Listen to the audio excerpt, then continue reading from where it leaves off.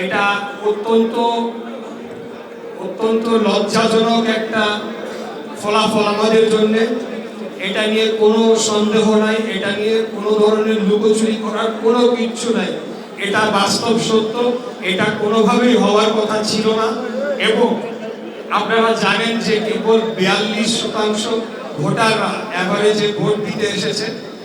কেন এই বিষয়টা হলো, কেন ভোটারদেরকে আমাদের যে বিভিন্ন সংগঠন যারা কাজ করেছে, প্রচারণায় ছিল, নির্বাচন পরিচালনার সাথে যুক্ত ছিল, বিভিন্ন ওয়ার্ড, থানা, এবং আমরা এখন সেন্টার ভিত্তিক আমরা ফলাফল দেখব।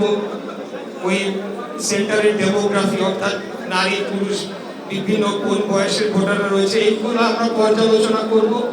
করে আমরা নতুনভাবে আমাদের দলকে সাজাবো, আমাদের দলকে সুসংগঠিত করব। এখানে পরিষ্কার পরিচ্ছন্ন, যারা দেশকে ভালোবাসে, যারা রাজনীতির মাধ্যমে দেশের জন্য কাজ করতে চায়, এলাকার উন্নয়নে কাজ করতে চায়, এই ধরনের ব্যক্তিদেরকে দিয়ে আমরা আগামী দিনে আমাদের কর্মপরিকল্পনা সাজাবো। আমাদের আগামী দিনের ভোটের এই লজ্জাজনক ফল থেকে এর দ্বিগুণ আমাদের আশা ছিল। আসলে বিগত দিনে আপনারা নির্বাচন যেগুলো ভালো তত্ত্বাবধায়ক সরকারের অধীনে হয়েছে, সেগুলা পর্যালোচনা করলে দেখা যায় যে 65-70% পর্যন্ত ভোটাররা এসেছিলেন।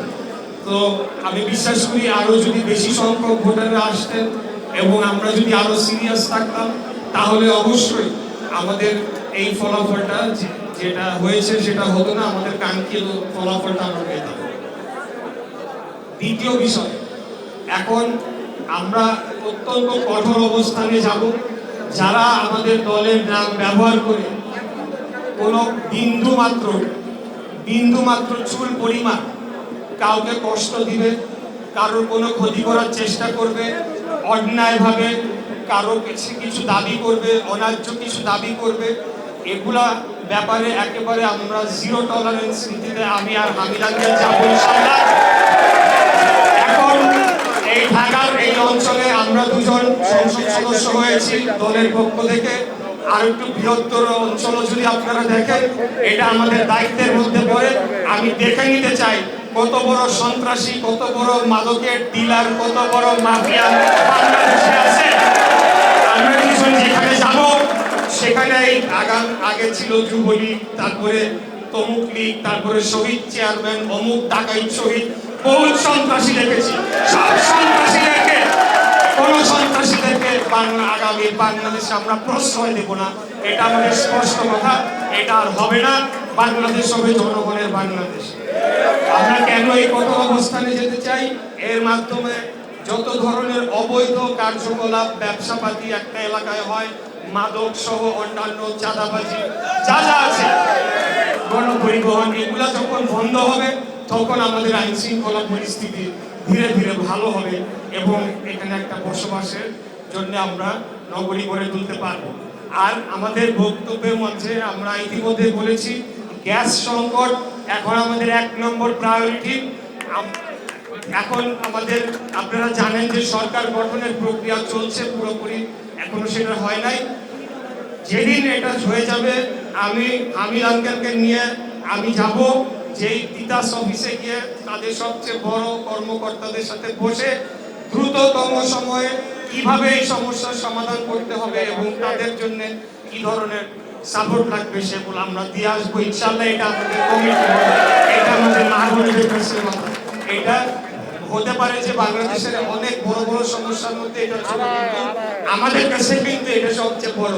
আমরা পাড়া মহল্লা যখন ঘুরছি, মা বোনদের একটাই খালি দাবি ছিল, গ্যাস গ্যাস, বাবা গ্যাস।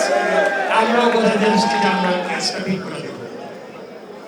তো উপস্থিত আমাদের আজকে যারা আমাদের বিভিন্ন থানা ওয়ার্ড থেকে আগত হয়েছে, আমি আপনাদেরকে সব শেষে যতটুকু আমরা অর্জন করতে পেরেছি, সবার আন্তরিক প্রচেষ্টা ছিল বলে এটুকু আমরা অর্জন করতে সক্ষম হয়েছি।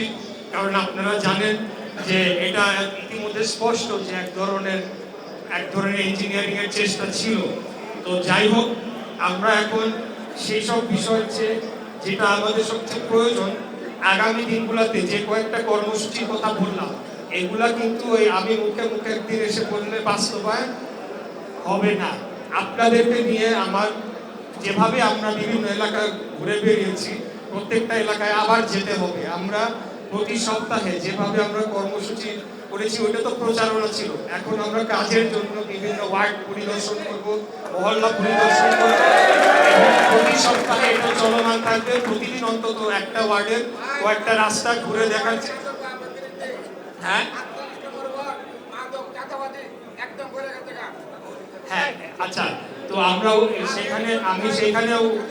সেইখানে ভিজিট করে রাস্তাঘাটের অবস্থা, আশেপাশের পারিপার্শ্বিক অবস্থা, আর আপনি যেটা বলছেন এটার উত্তর ইতিমধ্যে আমি দিয়ে দিয়েছি। এর চাইতেও জোরালোভাবে দেওয়া সম্ভব কিনা আমি জানি না, কিন্তু যদি এর চেয়ে আরো জোরালো কোনো শব্দ ব্যবহার করতে হয় করতে রাজি আছি। আমরা হাসিনার বিরুদ্ধে আন্দোলন সংগ্রাম করেছি দেশের জন্য। মাদক ব্যবসায়ী, খাদক ব্যবসায়ী, ভূমিদস্যু, অনেক গ্রুপ আছে, বসুন্ধরা গ্রুপ, এই গ্রুপ, ভূমিদস্যু গ্রুপ, অমুক গ্রুপ, কাউকে আমি ভয় পাই না। আমাকে বাংলাদেশের আমার এলাকার জনগণ ভোট দিয়ে দায়িত্ব দিয়েছে, সেই দায়িত্ব পালন করব। আমার নেতাদের শুধু আমি না, হামিদুর রহমান হামিদ পালন করবে, হাবিবুর রশিদ হাবিব পালন করবে, আমাদের রবি ভাই পালন করবে। সবাই আমরা এটার জন্য কমিটেড, আমরা দেশের জন্য কমিটেড। এটা আপনারা সময় মতো প্রমাণ পাবেন। আর বক্তব্য দীর্ঘায়িত করতে চাই না। এটা একটা আলোচনা, মত বিনিময় সভার মতো, প্লাস একটা দিক নির্দেশনা সভার মতো আমি করতে চেয়েছি। কারণ প্রত্যেককে সংযত হতে হবে। আমরা কিন্তু সব ধরনের সবাইকে মনিটরিং রিপোর্টের মধ্যে আমরা রাখবো। অতীতে আমরা কোনো ধরনের অ্যাকশন নেই নাই, এখন কিন্তু আইনি ব্যবস্থা নেওয়া হবে।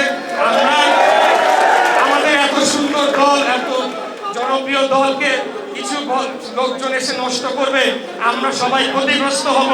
এটা আর হতে দেওয়া হবে না। আর ভালো ভালো কাজ করতে হবে, ঘরে বসে থাকলে চলবে না। যেই কর্মসূচি আমাদের কাছে আসবে 31 দফার মাধ্যমে, আমাদের নেতার মাধ্যমে, ছোট হোক বড় হোক যাই হোক, গাছ লাগানো হোক বা খাল পরিষ্কার থেকে শুরু করে যা কর্মসূচি আসবে, আমরা নিয়মিত কর্মসূচির মাধ্যমে আমাদের রাজনীতি করে যাবো। সবাই ভালো থাকবেন। খোদা হাফেজ। বাংলাদেশ জিন্দাবাদ, বাংলাদেশ জাতীয়তাবাদী দল জিন্দাবাদ। আমাদের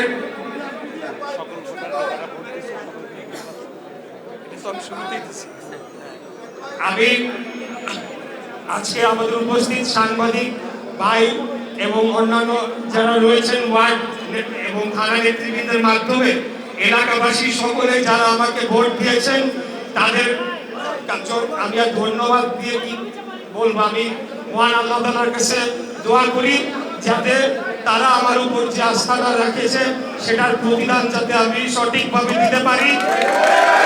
যারা ভোট দেয় নাই তাদের প্রতিও একই বার্তা। আমার কাছে কোনো একটা দলের ভোটের কিছু নাই, সকলেই এটা জানে। এটা রাজনীতির একটা সিম্বল থিওরি। যখনই একজন ব্যক্তি জনপ্রতিনিধি নির্বাচিত হয়ে যাবে, ওই অঞ্চলের প্রত্যেকটি নাগরিকের দায়িত্ব তাকে নিতে হবে। ধন্যবাদ।